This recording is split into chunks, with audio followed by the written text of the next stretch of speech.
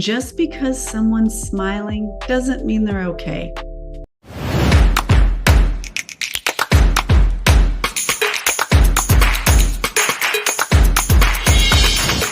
How are you really doing?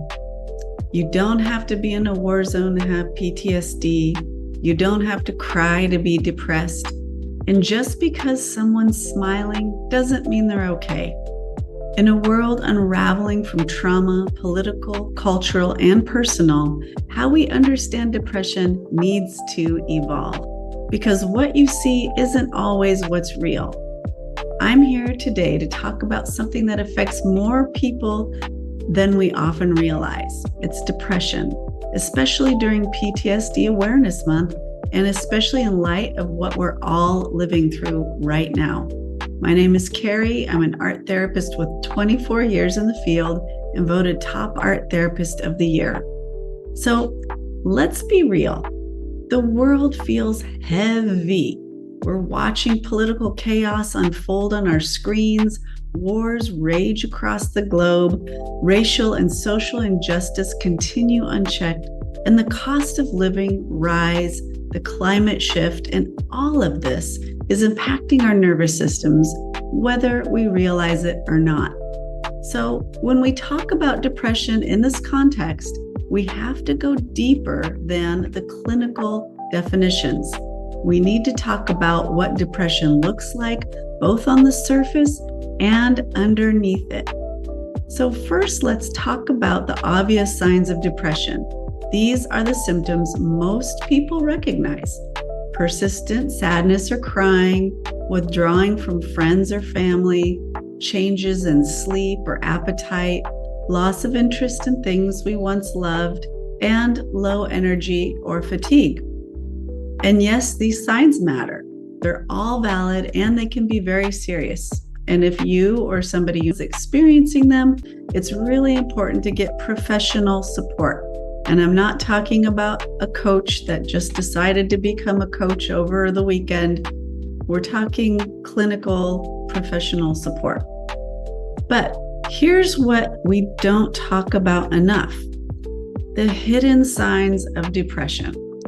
These are the symptoms that are often misread, dismissed, or masked as something else: irritability or frequent anger, perfectionism and overworking, emotional numbness, chronic indecision or brain fog, trouble connecting with others, smiling or performing like you're all good in public while feeling hollow inside.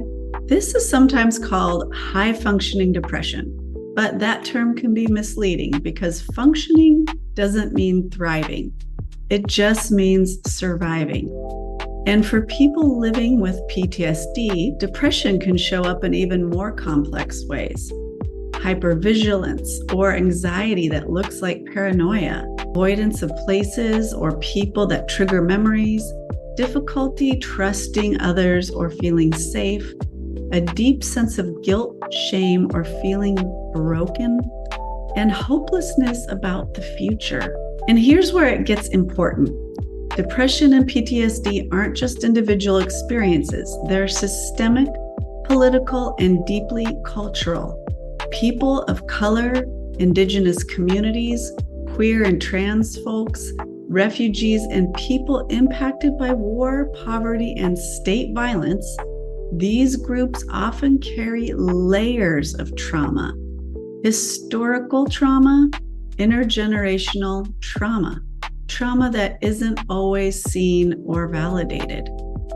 And when we're constantly exposed to violence, whether through direct experience or through our screens, it affects our brains, it affects our bodies, and it affects our relationships.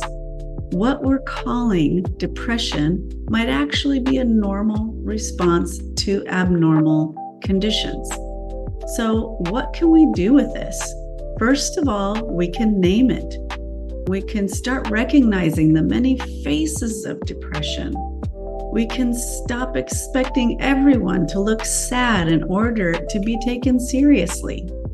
We can check in on the people who seem strong or successful because they too can be hiding symptoms of depression. And we can expand the conversation to include trauma, identity, systemic oppression, and collective healing.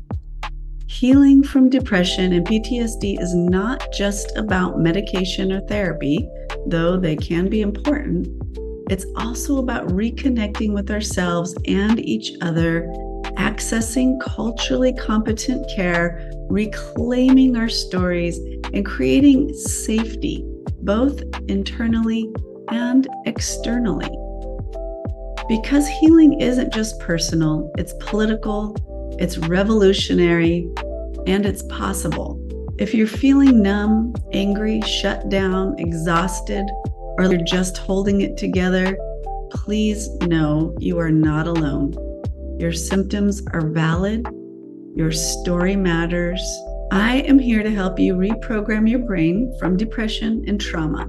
If you're interested in working with me, I'm opening 3 exclusive one-to-one art therapy slots for clients seeking a weekly 6-month-long therapeutic commitment in my culturally competent, evidence-based startup art therapy whole brain healing system.